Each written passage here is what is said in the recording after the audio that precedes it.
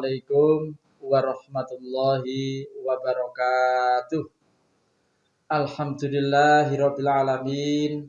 Asyhadu an la ilaha illallah wa asyhadu anna Muhammadan abduhu wa rasuluh sallallahu alaihi wasallam wa ala alihi wa ashabihi amma ba'du. Saudara pemirsa Ngayem TV yang berbahagia dimanapun berada, atas izin Allah semoga semua dalam keadaan sehat walafiat, dalam keadaan barokah, dalam keadaan aman fi amanillah. Amin. Saudara yang berbahagia, oke, kita sekarang bertemu lagi bersama Ngayem TV. Materi yang akan kita angkat hari ini adalah tentang iktikaf. Apa sih sebenarnya yang disebut dengan iktikaf itu? Iktikaf adalah berdiam diri di dalam masjid. Berdiam diri di dalam masjid disertai dengan ibadah. Misal, disertai dengan sholat sunnah, disertai dengan membaca Al-Quran, dan zikir-zikir di dalam masjid. Itulah yang disebut dengan iktikaf. Iktikaf itu di dalam masjid. Iya, memang harus di dalam masjid. Ini adalah ketentuan dari Rasulullah SAW. Kullu masjid lahu muadzin wa imam fal iktikafu fihi yasluhu. Masjid adalah bangunan yang diniatkan untuk masjid, yang mana di masjid itu terbentuklah atau tersusunlah muadzin dan imam sholat. Itu yang dia sebut dengan masjid. Fal iktikafu fihi yasluhu.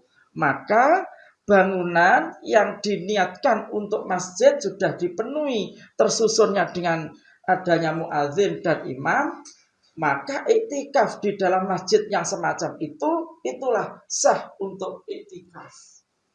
Saudara sekalian, masjid yang ada imam, yang ada muadzin dan imamnya, imam sholat.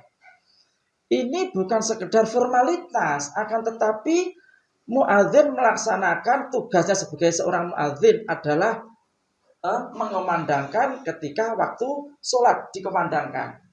Adanya imam karena dengan adanya muadzin diharapkan dan seharusnya datanglah para calon sholat yang berjamaah di situ, sehingga ada imamnya, ada muadzinnya, terlaksanalah 5 waktu sholat itu, azan dikumandangkan, sholat berjamaah, ada imamnya, terlaksana. Bukan sekedar formalitas. Inilah yang disebut dengan masjid. Inilah tempat untuk iktikaf. Sahnya iktikaf. Hadis di bawah ini cukup menjadi contoh bagaimana cara iktikaf Rasulullah Shallallahu Alaihi Wasallam.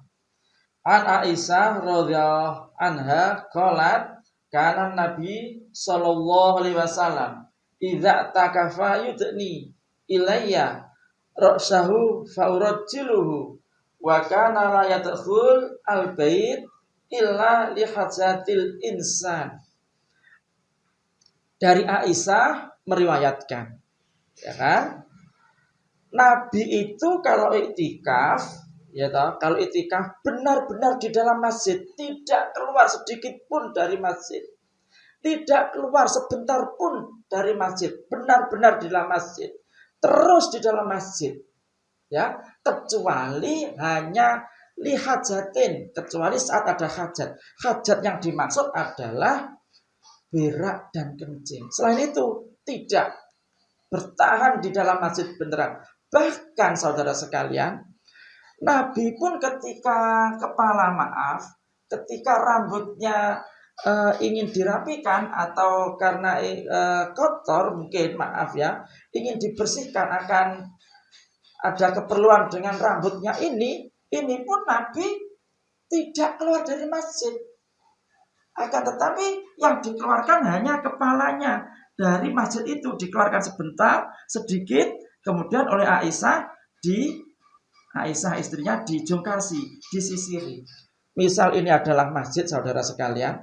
Kalau Nabi ingin merapikan kepalanya, andaikan ini kepala ya, ini masjid, ya, hanya dimangkelongkan gitu, hanya dicondongkan. Ya kepalanya itu, tidak seluruh ketubuhnya, tidak seluruh badannya keluar dari masjid, tidak. Dan itu tidak lama, kemudian masuk lagi.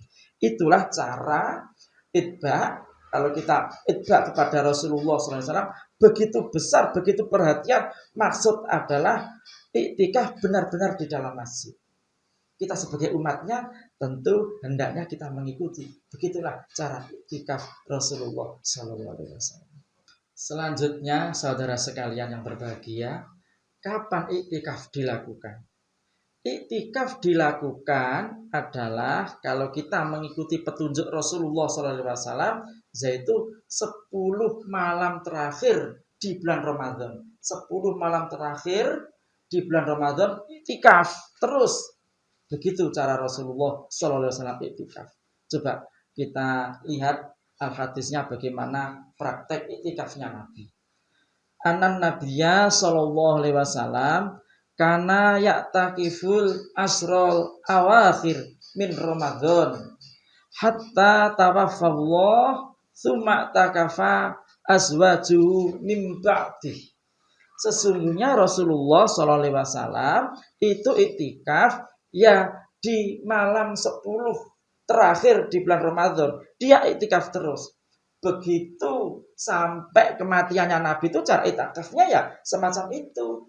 Sekarang pahala bagi orang yang bisa mengikuti itba Rasulullah SAW iktikaf 10 malam terakhir, mungkin malam 21, malam 22, malam 23, malam 24, malam 25 dan seterusnya.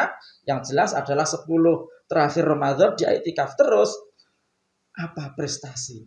Apa pahala dari Allah? Luar biasa saudara sekalian. Allah akan memberi prestasi, akan memberi pahala. Man iktikafa asra fi Ramadan kana kahajjataini wa umrataini.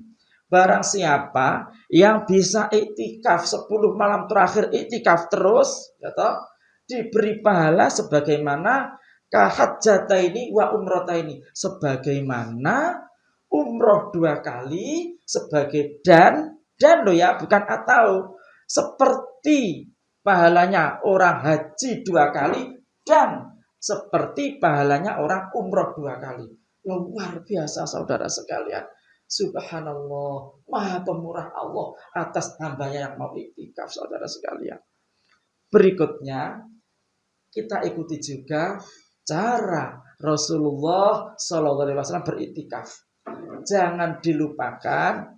Ayo di dalam masjid terus, jangan keluar, banyak zikir, banyak sholat sunnah, banyak membaca Al-Quran, juga jangan lupa berdoa. Saudara sekalian, di samping kita iktikaf di dalam masjid, memperbanyak sholat sunnah, memperbanyak baca Al-Quran, dan zikir dan sebagainya, jangan lupa doa iktikaf. Bagaimana doa iktikaf yang ditunjukkan Rasulullah SAW kepada kita adalah perbanyaklah doa ketika iktikaf, banyak sholat sunnah, banyak membaca Al-Quran, banyak zikir-zikir. Akan tetapi jangan lupa petunjuk Rasulullah SAW juga ada doa saat iktikaf. Bagaimana doanya? Allahumma innaka afuwun tuhibbul afa fa'fu anni.